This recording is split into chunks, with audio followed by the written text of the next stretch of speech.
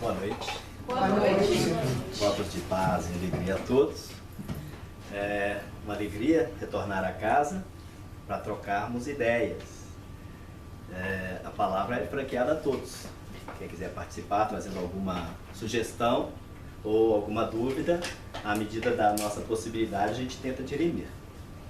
E o nosso tema, como já nos disse a companheira, livre-arbítrio e fatalidade, nós vamos encontrar as questões em O Livro dos Espíritos, de 843 a 867. É muito interessante o tema, mas a gente não poderia adentrá-lo sem, primeiramente, falarmos um pouco da questão da evolução do princípio inteligente. Dizem-nos os Espíritos que nós fomos criados simples e ignorantes, porém não imperfeitos.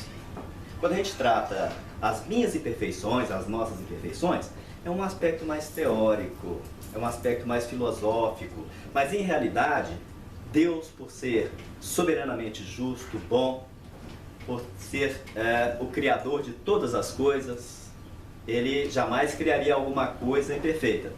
Então Ele nos criou perfectíveis. Ele nos criou com a possibilidade de alcançarmos a perfeição. E é bem assim que a gente vai poder compreender os espíritos superiores, aqueles que nos orientam, assim como aqueles outros que estão ainda na nossa retaguarda. Então, como simples e ignorantes, nós vamos atingir a capacidade do pensamento contínuo quando atingimos a tonalidade do pensamento contínuo. Os animais, eles não têm um pensamento contínuo, eles têm um pensamento fracionado. O pensamento contínuo é somente quando saímos do reino animal e adentramos o reino hominal, na condição da raça humana. Mas o princípio inteligente, ele veio estagiando nos 3 reinos da natureza, como nos dizem os Espíritos, primeiramente no reino mineral, no reino vegetal, no reino animal e no reino animal, o reino animal hominal, que é a condição em que nós nos encontramos agora. Para que possamos atingir esta capacidade de pensar continuamente, de raciocinar, levou-se muitos e muitos bilênios, levou-se muito tempo. Então, a gente vai compreender, por exemplo, quando João Batista, às margens do Rio Jordão, ele dizia ao povo, arrebatando aquele povo para endireitar as suas veredas, os seus caminhos, dizia assim: saibais, pois que até das pedras Deus suscita filhos a Abraão. Então nós vamos compreender que o Livro dos Espíritos está desde o Velho Testamento, no Novo Testamento, obviamente corroborando com Jesus, com todas as colocações dos seus discípulos, posteriormente a sua partida, o seu retorno espiritual, apóstolos. Então o princípio inteligente, quando ele passou por todos esses estágios, registrou os aspectos magnéticos desses reinos, e ele, obviamente, entrando agora no reino nominal, quando o seu pensamento já é um pensamento que começa a desenvolver, e ele então raciocina, o animal ele vive a questão instintiva. Nós ainda carregamos instintos em nós. A lei de preservação, a lei de conservação da nossa própria vida, por exemplo, quando nós estamos submetidos a uma ação de perigo, instintivamente, às vezes não dá tempo, né, de raciocinar, a gente trabalha para preservar a nossa vida de um perigo iminente. Você pode observar, por exemplo, o que é um instinto. É um aspecto extremamente automático. Alguém arremessa um projétil na minha direção e eu estou aqui nessa posição. Eu posso já virar piscando os olhos para defender um objeto que provavelmente vem atingir a minha visão.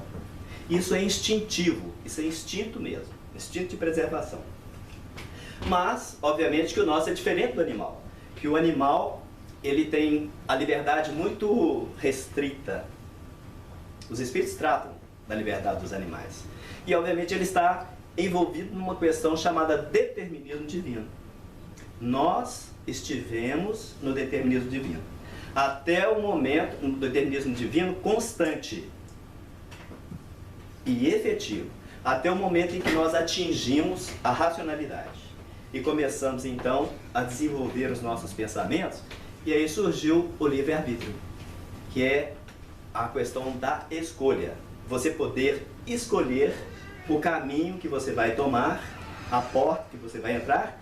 Jesus menciona no Evangelho, né, as duas portas e os dois caminhos. Inclusive ainda diz que são poucos aqueles que buscam entrar pela porta estreita ou pelo caminho estreito. Ele ainda diz que larga é a porta e largo o caminho que leva à perdição. Obviamente que tudo isso é um aspecto bastante filosófico, espiritualmente falando, porque é um processo de evolução e cada um de nós vai entrar no caminho, na porta, de conformidade com a assimilação da nossa evolução, do nosso progresso e de acordo com aquelas inclinações que nós carregamos conosco, de acordo com os arrastamentos, inclusive até por causa da nossa liberdade utilizada em determinado momento, em que a gente fez uma opção por um caminho do erro, por exemplo, ou por enveredar na questão de um vício, né? Então, é muito importante o conhecimento da questão da lei de liberdade, da questão do livre-arbítrio e da fatalidade. Então, o livre-arbítrio é algo que realmente acontece. Muitas pessoas dizem, não, a gente não tem. Eu gostaria de ser assim, por que eu não sou? Não, a questão não é bem assim.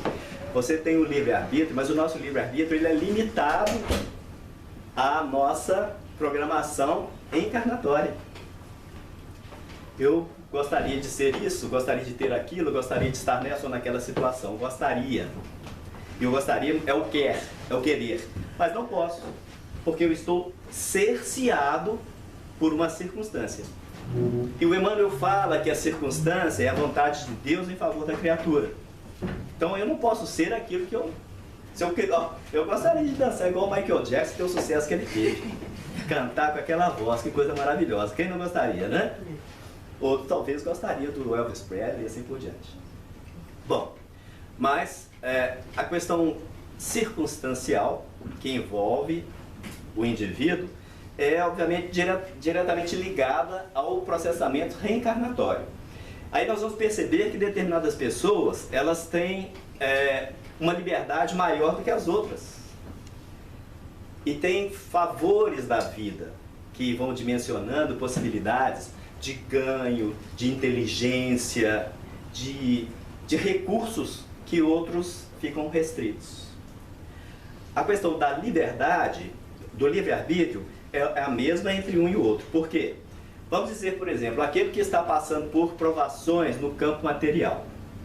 Ele ainda vai ser testado no seu livre-arbítrio, por exemplo, em ser compreensivo às diretrizes de Deus naquele momento em que ele está passando aquela aprovação, ou ele pode entrar no caminho da criminalidade para ter uma vida fácil.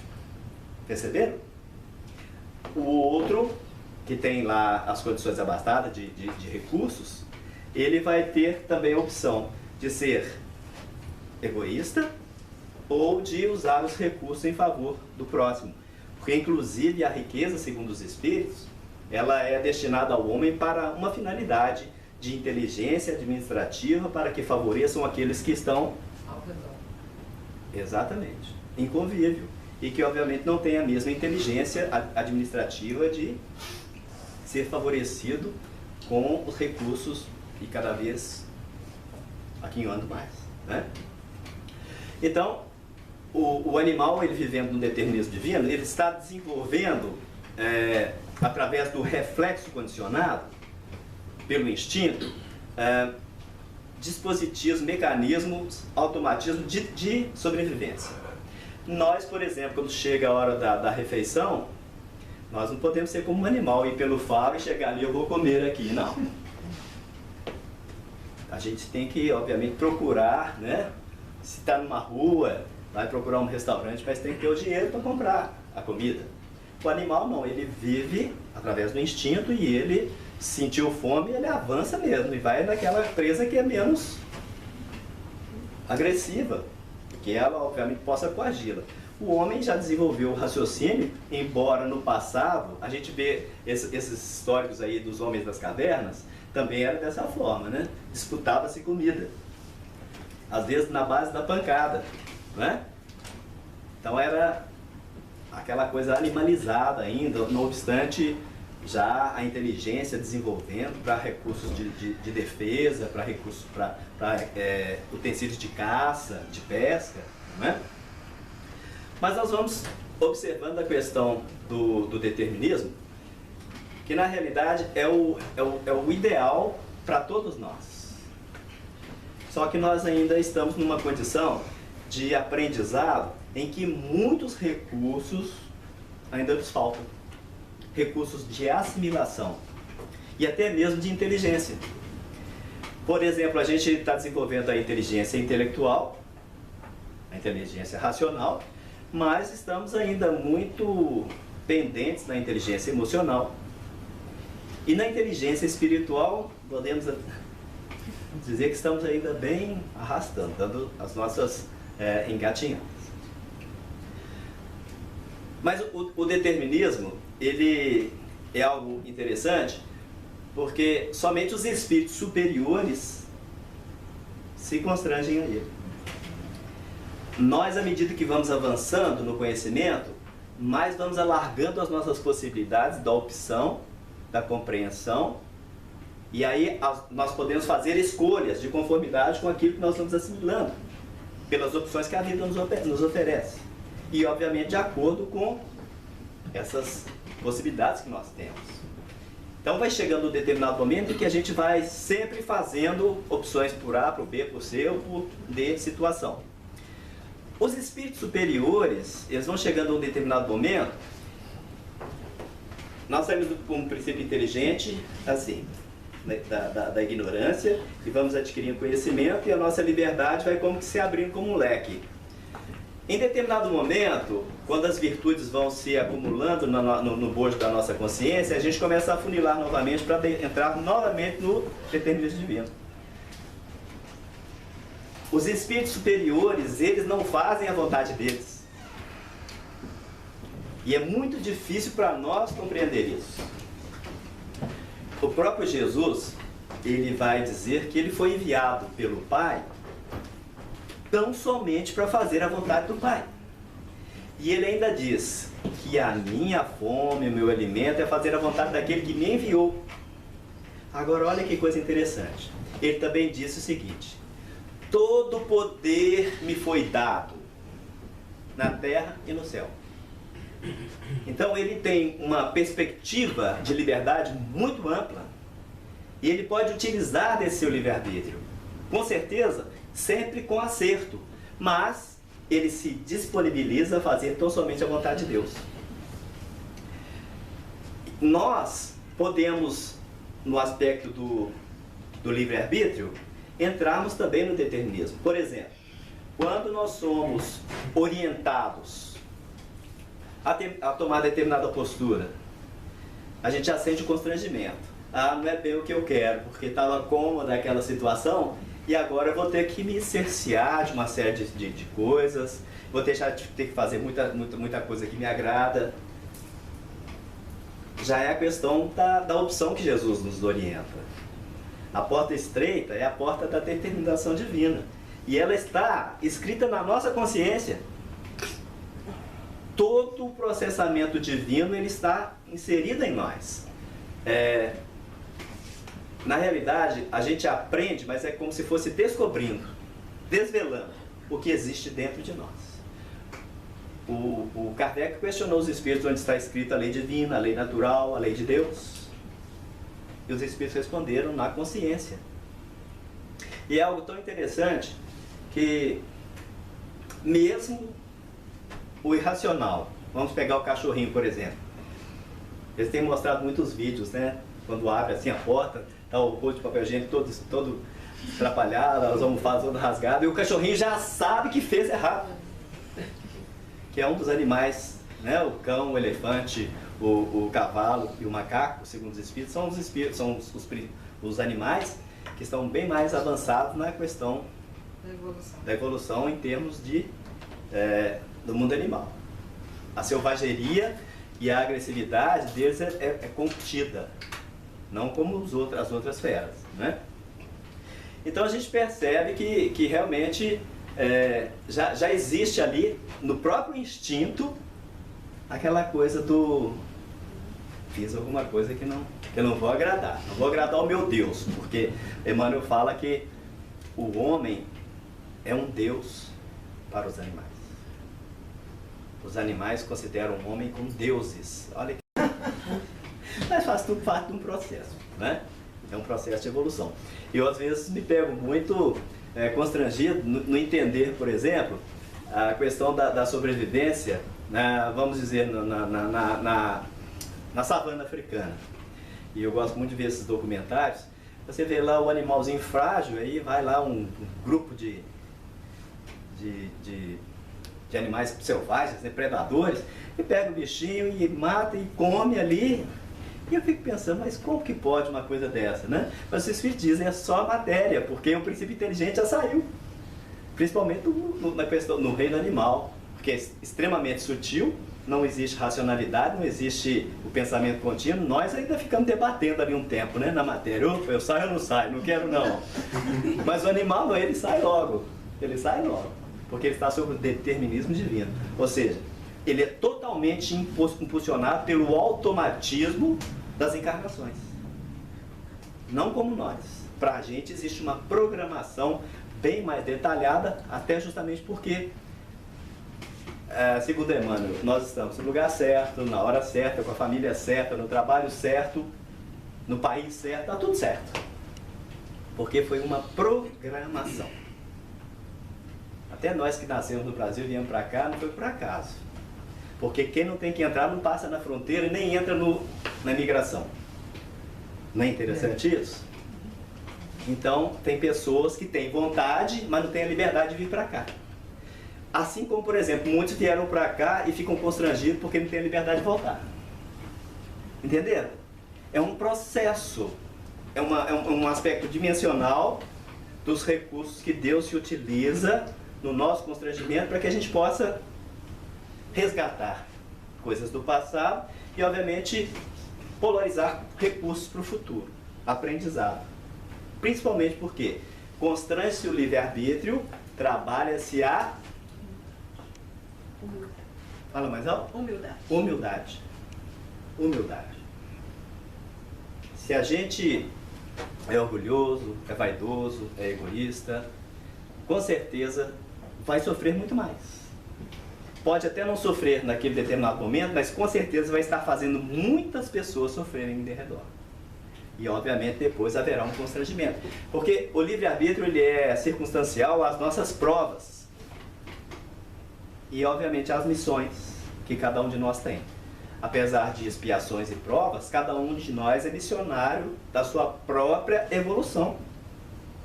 Porque nós temos a responsabilidade de avançar, de evoluir, de crescer. É um compromisso primordial. Eu não tenho compromisso primordial com o outro dessa forma, a não ser comigo mesmo. Por isso que, por exemplo, uma mãe, quando está com um filho enfermo, ela gostaria de passar até a febre, a dor do filho para o corpo dela, não é isso? Para não deixar aquela criança sofrer, mas não tem como. Porque cada um tem que passar pelas suas experiências. E às vezes até provação para a própria mãe, né? Exatamente. Ver o filho no sofrimento, ela não poder fazer absolutamente nada. Com certeza, com certeza. Então nós vamos encontrar essas questões em O Livro dos Espíritos e quando vai comentar sobre a fatalidade é aquilo que não pode ser mudado, vai acontecer e pronto. Vai acontecer e pronto. E a gente vai assimilando os espíritos que só existem duas fatalidades. Na realidade, são duas fatalidades que existem. Qual a ideia que a gente possa ter sobre ela? Nascer e morrer. Nascer e morrer. Perfeito. Nascer. Encarnou, uma fatalidade. Morreu.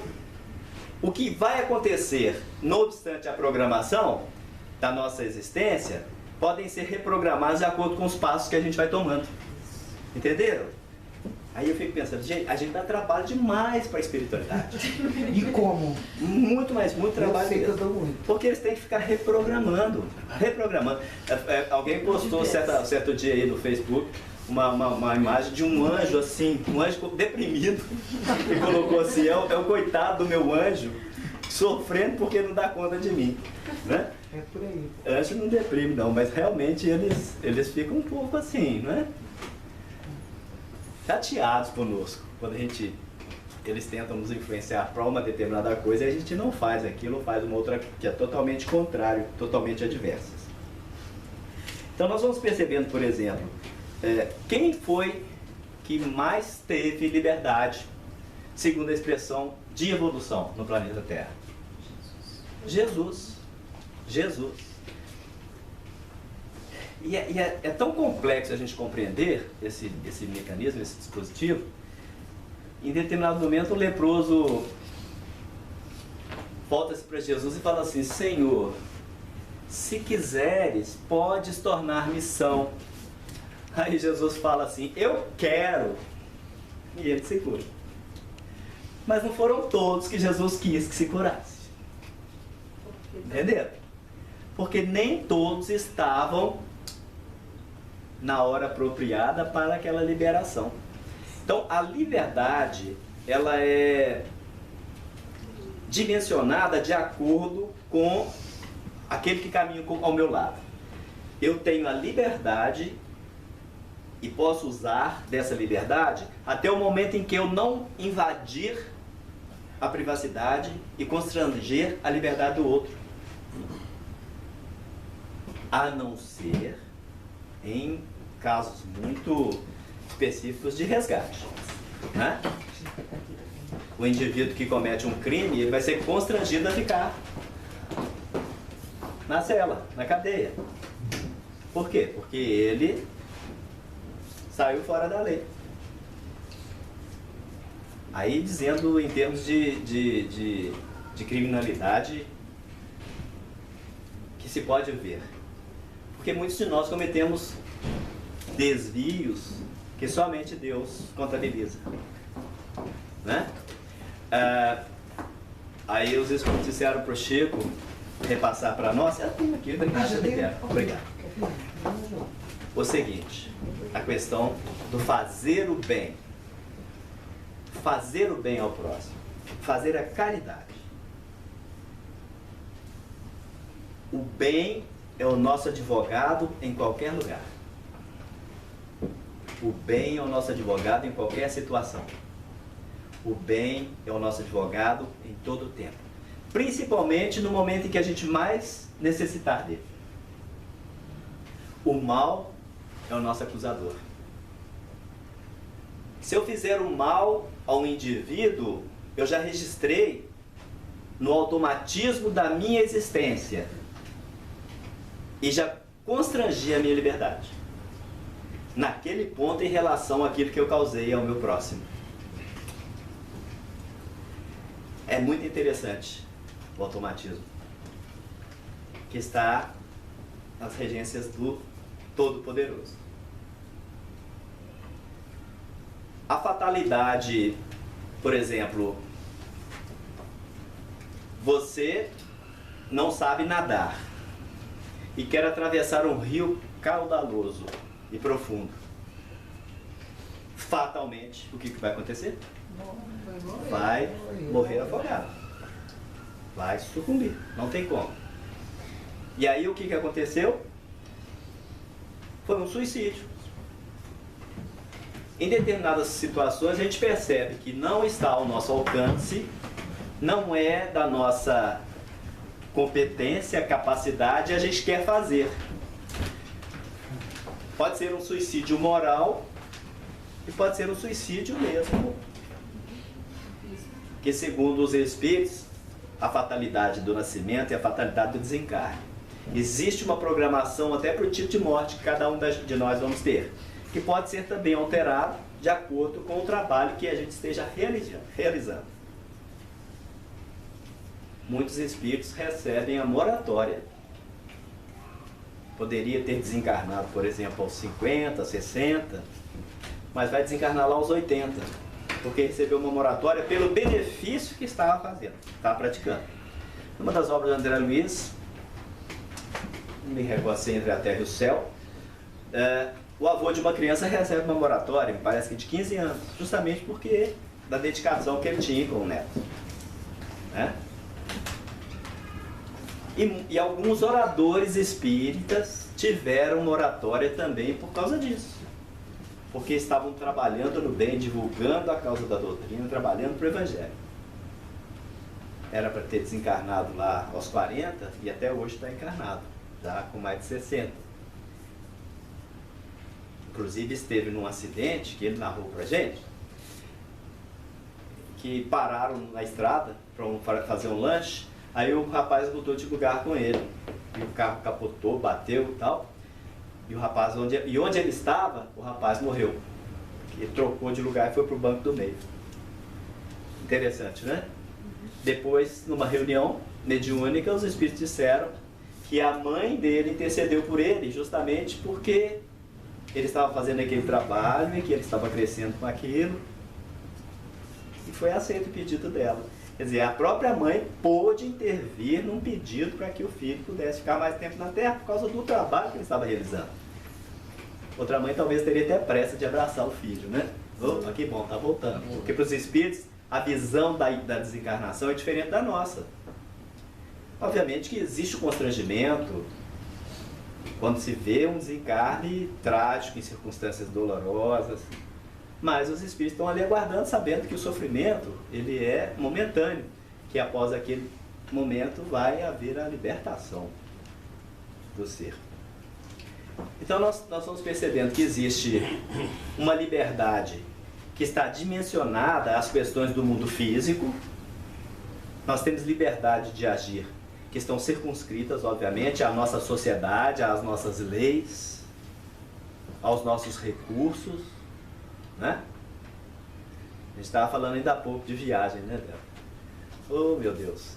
Que bom se a gente pudesse estar viajando todos os dias, viver só viajando. Também ia deixar de evoluir em um aspecto, ia evoluir em outro, né? Até tem um espírito que ele era muito simples, assalariado, tinha família, e tinha muita vontade de viajar. Tinha muita vontade de viajar. Nunca pôde, não tinha recurso. Então ele desencarna.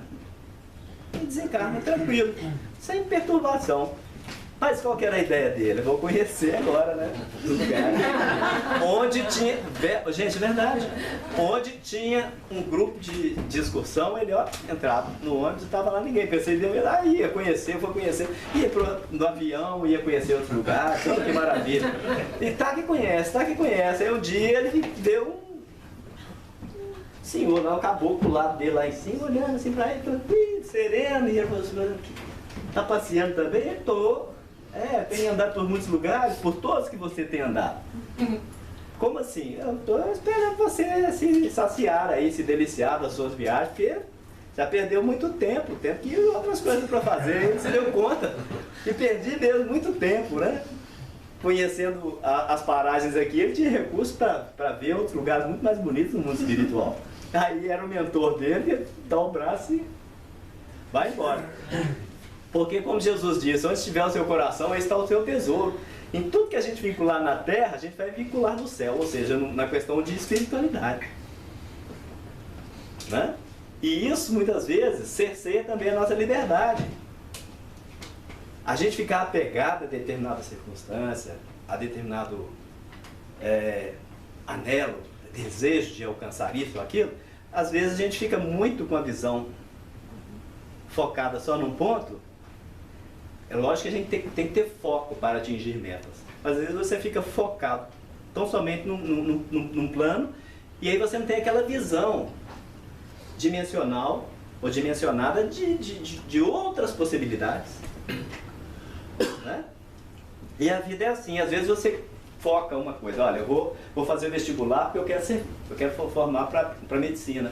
Aí você tenta o vestibular 10, 15, 20 vezes, não consegue. Aí, vou tentar, vou ser professor, passa da primeira. Entenderam? Então, a vida possibilita, e aí a pessoa vai ser às vezes um bom professor, então um professor frustrado, que vai estar falando toda hora de doença, de medicina, que queria ser médico. Vai estar usando a liberdade dele diante da sala dos alunos, e os alunos constrangidos a ouvir o que ele quer dizer. Né? Tá tudo bem até aí, gente? Querem fazer alguma pergunta, algum questionamento? Eu vou fazer a leitura de umas perguntas aqui só para a gente se situar, porque realmente é muito interessante da forma em que Allan Kardec questiona e os espíritos... Eu só queria falar só uma coisinha. Pois não. Voltando à questão do suicida, certo? O que eu vou falar é que quando você se suicida e volta, e reencarna, e essa questão do tempo, quando chega aquele tempo que ele se suicidou, aí ele vai ter aquela mesma vontade. Vai ser tentado, vai ter aquele impulso. Vai ser tentado. Aí é que tá, quando a pessoa está se evoluindo ou não, se ela vai evitar fazer o suicídio novamente ou não. Ela... Sim, sim. Tem um caso, inclusive, que os espíritos narram de um indivíduo que nasceu cego, surdo, mudo, mas em determinado momento teve que haver um processo de dificuldade de irrigação no corpo para ele perder as duas pernas e depois os dois braços, porque era tão voluntário o aspecto dele de suicídio que se ele tivesse a possibilidade ele faria. E foi o único recurso que a espiritualidade... Por isso que a gente fala, não, mas qual que é dessa pessoa ficar vegetando nessa situação?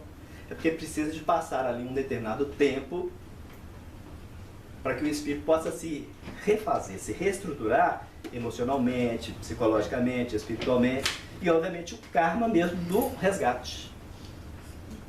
Porque ele havia se matado em tantas reencarnações, quando não tinha um objeto que ele pudesse desferir contra si, ele ia para um lugar alto e se jogava.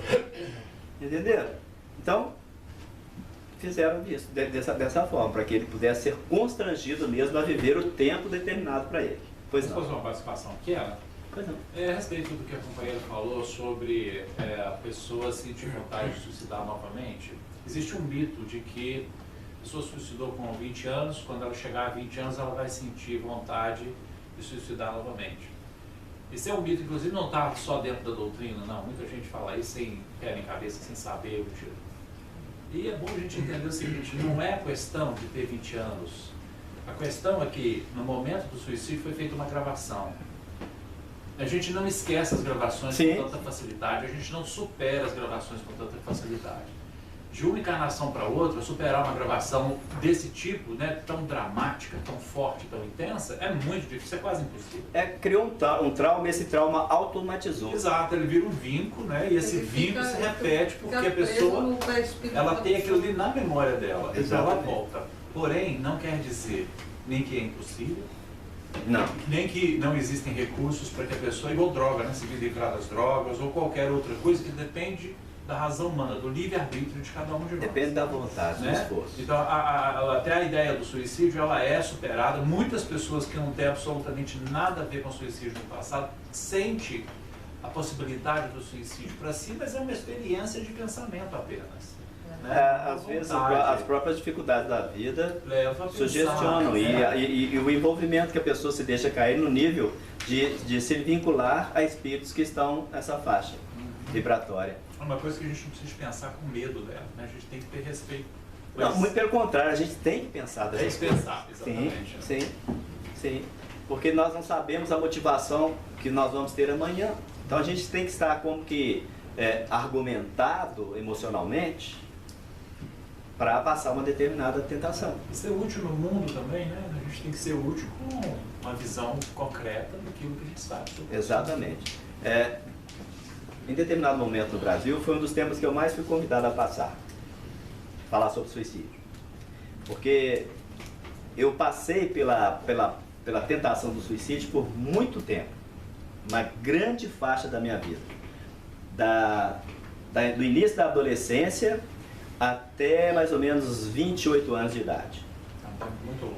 Exatamente. E sou de uma família de suicidas. É. Eu tenho 2 irmãos suicidas, meu pai suicida, diretamente 3, né? E tenho primos, então é um psiquismo familiar. Abençoada doutrina, né? E foi a doutrina que me tirou. Abençoada doutrina, que ela... Mesmo na doutrina espírita eu ainda tinha aquelas influências, espíritos que me sugestionavam. A coisa era tão forte que causavam situações, para vocês terem uma ideia. Mas a gente vai optar, vou fazer ou não vou, né? O livre-arbítrio também está nisso aí. É, exato. Eu vou dar uma atenção ou não vou. Certa feita eu estava no carro, começou uma discussão lá, me desagradando muito e me irritando, eu fui ficando irritado, quando eu assustei eu estava acelerando muito, e aí o Espírito soprou no meu ouvido, joga o carro no poste, resolve com isso agora. Eu virei para ele e falei assim, foi a última vez, nunca mais depois disso. É isso mesmo. Mas foram muitas vezes. Eu já estive à frente, você sabe o que é uma pedreira? Já estive numa pedreira assim, ó, Pra pular. de mais de 70 metros de altura, pertinho assim, de repente... Não dá. Né? Foi realmente a doutrina espírita que me salvou. Mas, até nisso, Deus permite que o homem use do seu livre-arbítrio. Entre optar por se autoexterminar ou para prosseguir vivendo. Né? Mas acontece que o automatismo do trauma fica.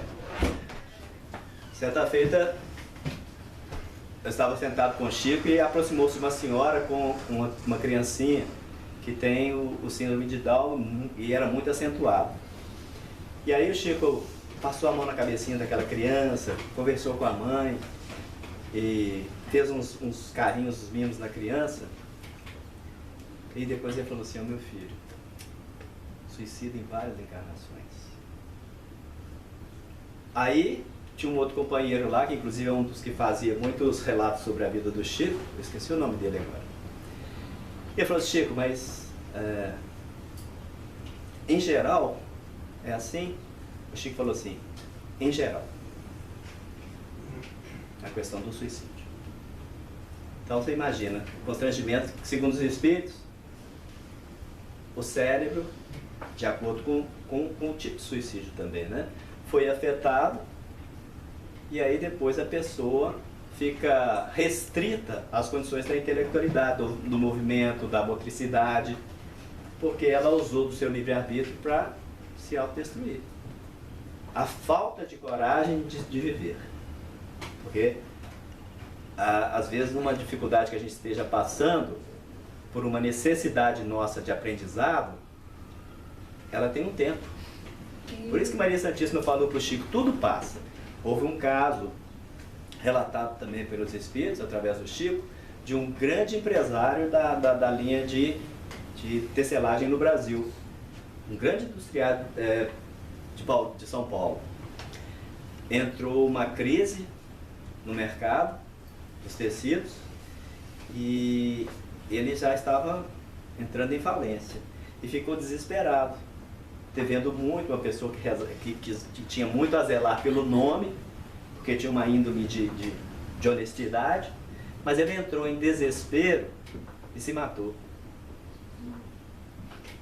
E aí ficou um tempo sofrendo na zona umbralina, até que foi resgatado, e passaram-se anos depois, no mundo espiritual, ele teve a oportunidade de voltar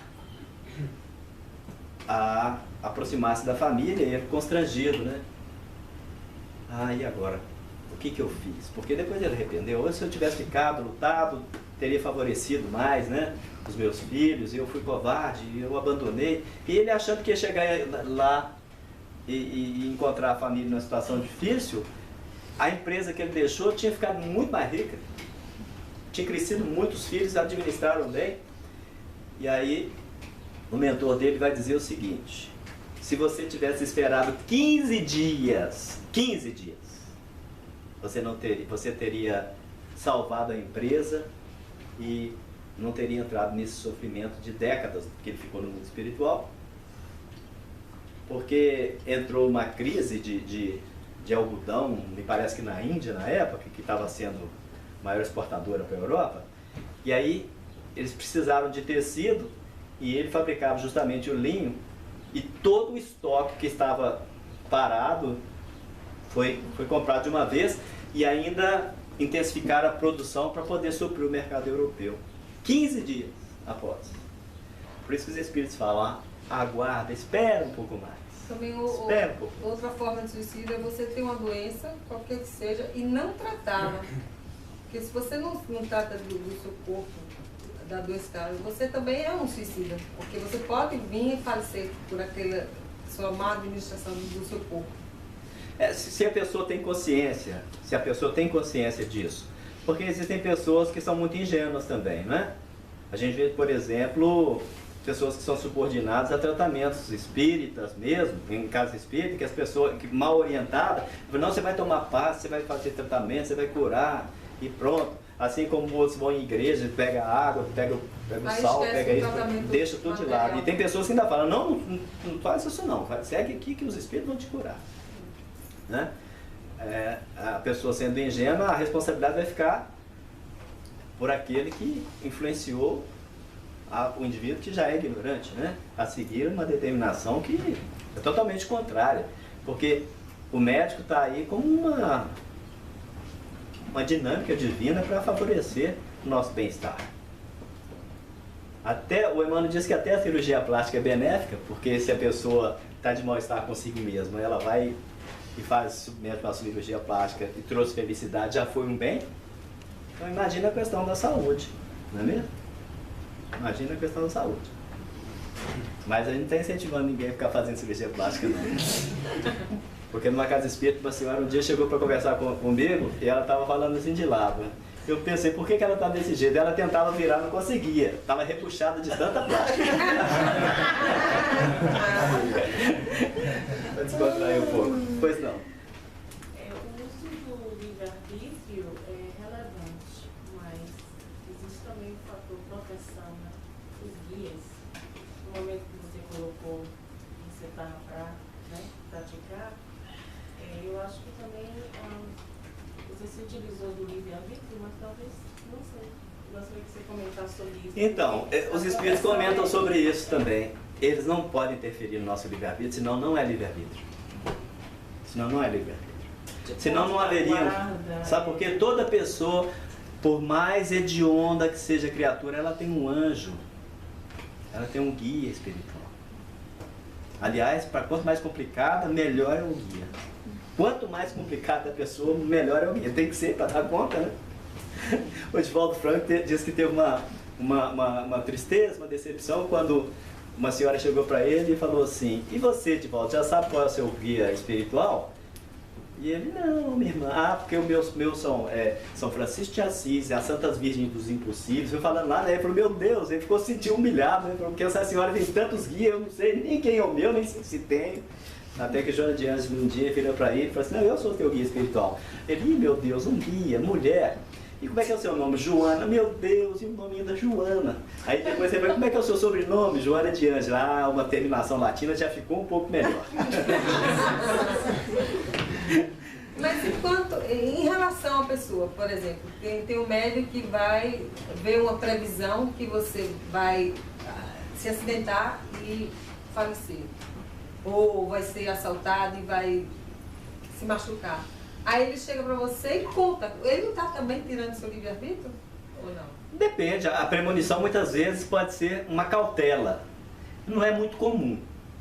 Né? Até porque o Emmanuel fala que no plano, ele fala assim, no plano em que nós nos encontramos, nós não temos o poder da premonição. Emmanuel, lá no plano onde eles se encontram, né? Então você imagina. Imagina aqui. É um mundo muito... Então eu digo isso porque eu tenho uma irmã que ela via, sim, né? Sim. Aí, mas eles podem... Aí ele diz que os espíritos superiores, aqueles que estão acima dele, os espíritos ascensionados. Por quê? A evolução é aquela ilustração da antiguidade de um homem subindo a montanha. Ele chega em determinado momento e olha para trás o caminho que ele percorreu. Só que aquele que está lá no topo ainda sabe do percurso desse que está no meio ainda, que terá que trilhar. Então, os espíritos vão pela lei da probabilidade. Então, existe uma probabilidade por uma influência da pessoa não cometer. Mas ainda assim o livre-arbítrio dela não é constrangido. O livre-arbítrio vai ser constrangido através da experiência kármica. Por exemplo, o indivíduo que se matou num suicídio lento, através de ingestão de alcoólicos. Posteriormente ele vai ter um problema biliar, numa encarnação futura, um problema estomacal, problema com o fígado, entendeu? A pessoa, por exemplo, que que é glutão e desencarna pelo excesso de comida. Ela vai ter um constrangimento naquela área. E assim por diante. Existe sempre um porquê, nada por acaso. Tem até um livrinho do Chico Xavier, com psicografias de um determinado espírito, que ele vai narrando, através de trovas bem cômicas, como que a pessoa desencarna e o processo do resgate. Então ele vai fazendo uma brincadeira, mas de uma certa forma para nos alertar. Para nos alertar. Porque tudo tem a fixação, como o companheiro nos lembrou ali, né? Do automatismo, e ela também mencionou, do perispírito. Fica o perispírito lesado. E a pessoa vai ter o constrangimento, porque ela interferiu negativamente no seu corpo físico. E o corpo físico é o mata-borrão da alma. Ele está para tirar as imperfeições, as impurezas do perispírito. E aí você intoxica mais ele ainda, é uma bombinha de recalque, joga para o perispírito de novo.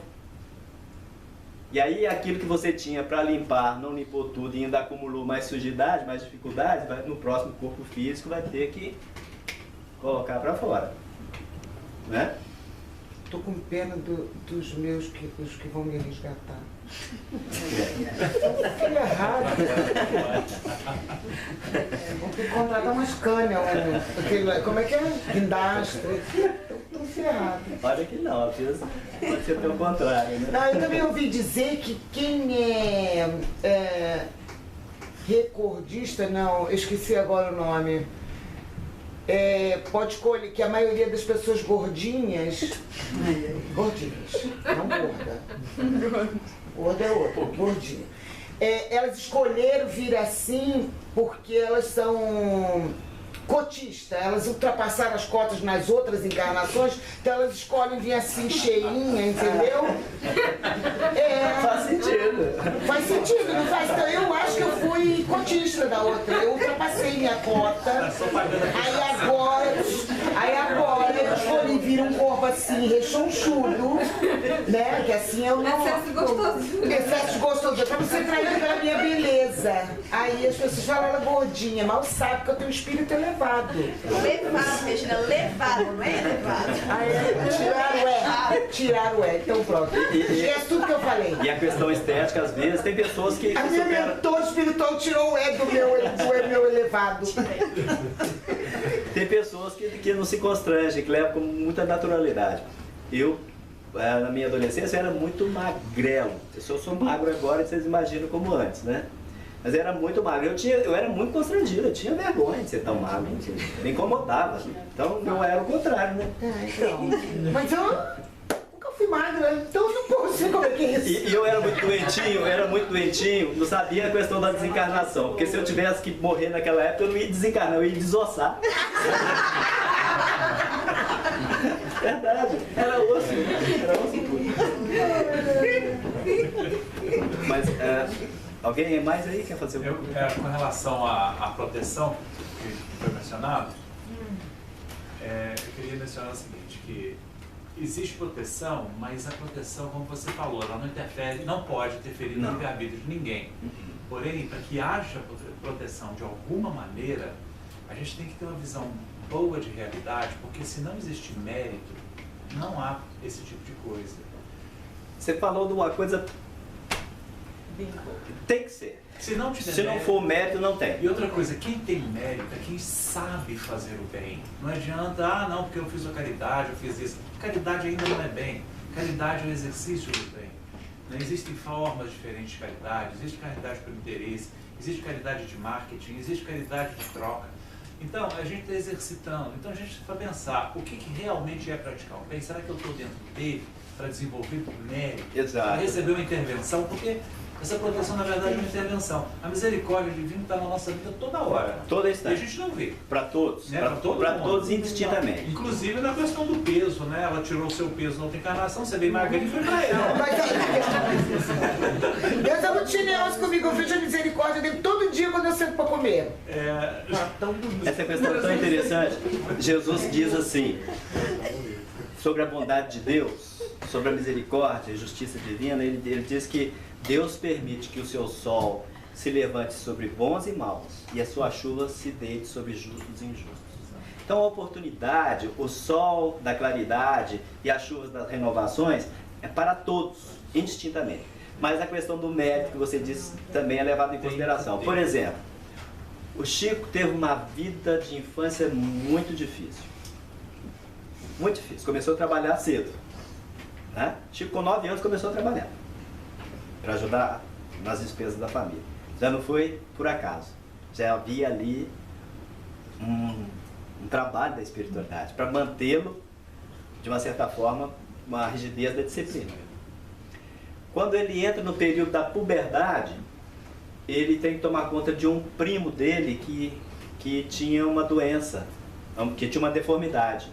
E o primo dele babava e não andava, e ficava assim, né?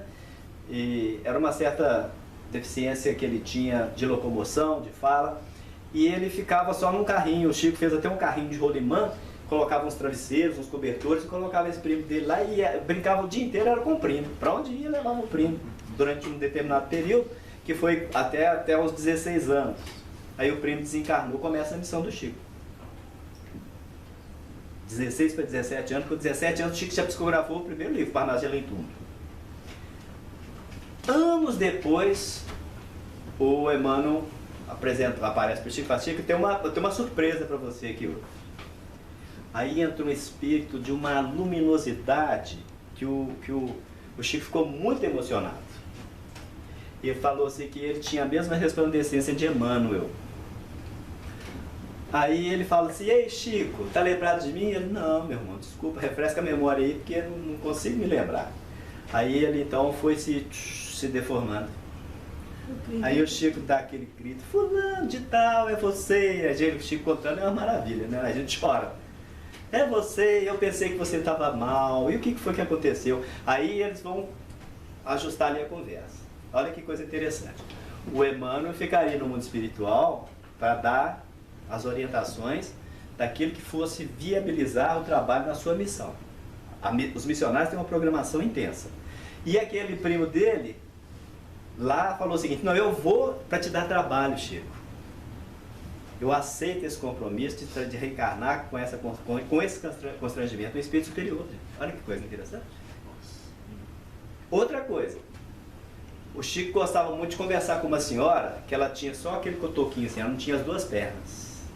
E ficava num carrinho de rolimã também, nesses carrinho de guia, e andava com uma luva de borracha. E o Chico gostava muito de parar e conversar com essa senhora. E ele ficava horas e horas sentado no meio-fio conversando com essa senhora. Aí um dia, com um grupo de pupilos, ele encontra essa senhora e começa a bater papo, porque ele ficava encantado, né, de conversar com aquela senhora e adorava. As pessoas falavam: é porque o Chico é muito caridoso mesmo, né? Ele gosta de conversar com pessoas que sofrem, que isso, que aquilo e tal. Aí o Chico se despede daquela senhora, e aí, no caminho, nós somos assim, né? Dá aquela raspadinha na garganta, porque já tem alguma coisa incomodando para perguntar. Ô Chico, coitada dessa senhora, né? O que ela não fez na encarnação passada para estar daquela forma? Para ver o que o Chico contava da senhora, né? Pensando que ela já estava no carro. Aí o Chico fala assim: eu gosto de me assentar com ela para poder receber as vibrações dessa senhora. Porque era um espírito de altíssima envergadura que, onde ela está no mundo espiritual, eu não posso subir. O Chico falou.